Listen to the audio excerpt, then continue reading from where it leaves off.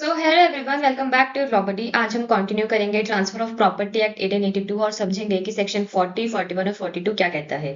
ये तीन section specially important है बिकॉज ये बताते हैं कि प्रॉपर्टी पर अटैच्ड कुछ राइट्स और ऑब्लिगेशंस ट्रांसफरी के अगेंस्ट कब एनफोर्स हो सकते हैं, ऑस्टेंसिबल ओनर से प्रॉपर्टी खरीदने वाले ट्रांसफरी को कब प्रोटेक्शन मिलेगी और पहले की गई ट्रांसफर को रिवोक करने की पावर होने पर सब्सिक्वेंट ट्रांसफर का क्या इफेक्ट होगा।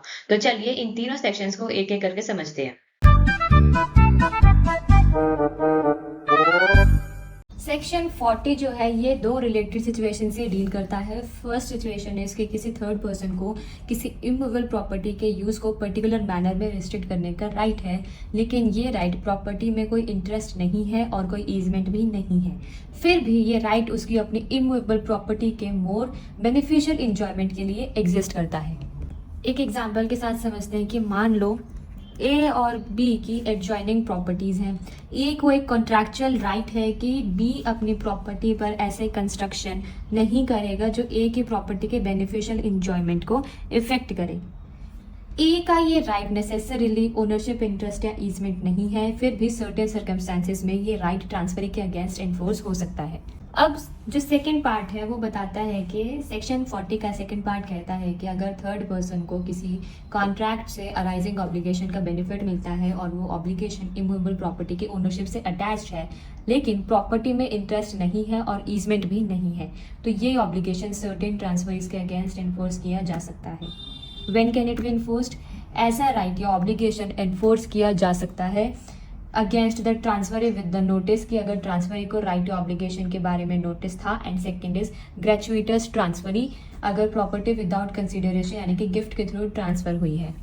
लेकिन बात करते हैं कि when can not it be transferred? अगर ट्रांसफरी फॉर कंसिडरेशन और विदाउट नोटिस प्रॉपर्टी एक्वायर करता है तो राइट या ऑब्लिगेशन जनरली उसके अगेंस्ट एनफोर्स किए जा सकते हैं और प्रॉपर्टी भी उसके हैंड्स में इस ऑब्लिगेशन से इफेक्टेड नहीं होगी। अब इसको भी एक एग्जांपल के साथ समझते हैं। जैसे कि ए ने सुल्तानपुर को बी को सेल करने का कॉन्ट्रैक्ट किया।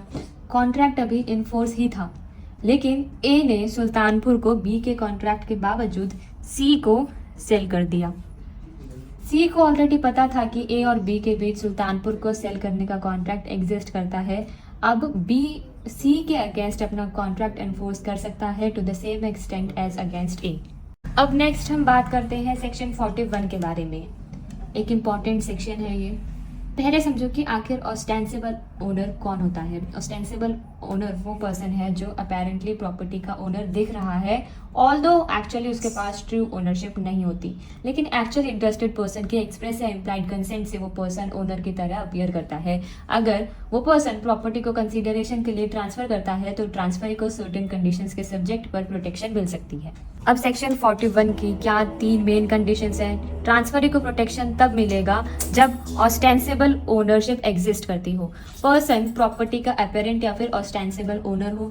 सेकंड है कि रियल ओनर की कंसेंट हो, ट्रू इंटरेस्टेड पर्सन ने एक्सप्रेसली या इम्प्लाइडली उस पर्सन को ओनर की तरह अपीयर करने दिया हो। एंड थर्ड है कि ट्रांसफरी ने रीजनेबल केयर ली हो टू असर्टेन के ट्रांसफरर के पास ट्रांसफर करने की पावर है और ट्रांसफरी ने गुड फेथ में ट्रांजैक्शन की है।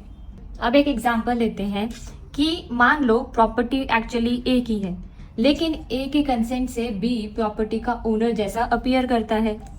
बी के पास प्रॉपर्टी के डॉक्यूमेंट्स और पोजेशन भी है और ए ने कभी बी को ओनर की तरह एक्ट करने से रोका नहीं। अब बी प्रॉपर्टी को सी को सेल कर देता है। सी ने रीजनेबल इंक्वायरी की और ऑनेस्टली बिलीव किया कि बी के पास प्रॉपर्टी सेल करने की अथॉरिटी है। सी ने ट्रांजैक्शन गुड फेथ में किया, तो सेक्शन 41 सी को प्रोटेक्शन दे सकता है। ए सिर्फ ये ग्राउंड लेकर ट्रांसफर को अवॉइड नहीं कर सकता कि बी एक्चुअल ओनर नहीं था। सेक्शन 42 जो है इसको हम एग्जांपल के साथ समझते हैं कि सपोज ए जो है A transfers immovable property to B, but while making the transfer A reserves a power to revoke that transfer. Later A transfers the same property for the consideration to C. So the question is, what happens to B's earlier transfer? Section 42 says that the later transfer in the favor of C can operate as a revocation of the earlier transfer, but only to the extent of the power of revocation, and this is subject to any condition attached to the exercise of that power. अब एक illustration के साथ और समझते हैं इसको कि ए ने अपना हाउस बी को लीज पर दिया, लेकिन लीज में ए ने एक पावर रिजर्व की। ए लीज रिवोक कर सकता है अगर स्पेसिफाइड सर्वेयर के ओपिनियन में बी प्रॉपर्टी का ऐसा यूज करे जो इसकी वैल्यू को डैमेज करता हो। बाद में ए को लगा कि बी ने प्रॉपर्टी का डेट्रीमेंटल यूज किया। ए ने हाउस को सी को लीज कर दिया। क्या बी की लीज ऑटोमेटिकली वैलिड रहेगी? सेक्शन 42 के अकॉर्डिंग सी के फेवर में सब्सिक्वेंट ट्रांसफर बी की अर्लियर लीज को रिवोक कर सकता है, but only subject to the condition, यानी स्पेसिफाइड सर्वेयर की ओपिनियन रेलेवेंट रहेगी। ए सिर्फ अपने पर्सनल ओपिनियन के बेसिस पर कंडीशन को इग्नोर नहीं कर सकता। ठीक है, अगर आपको ये वीडियो यूजफुल लगी हो तो वीडियो को लाइक करें, शेयर करें और चैनल को सब्सक्राइब करें। Thank you.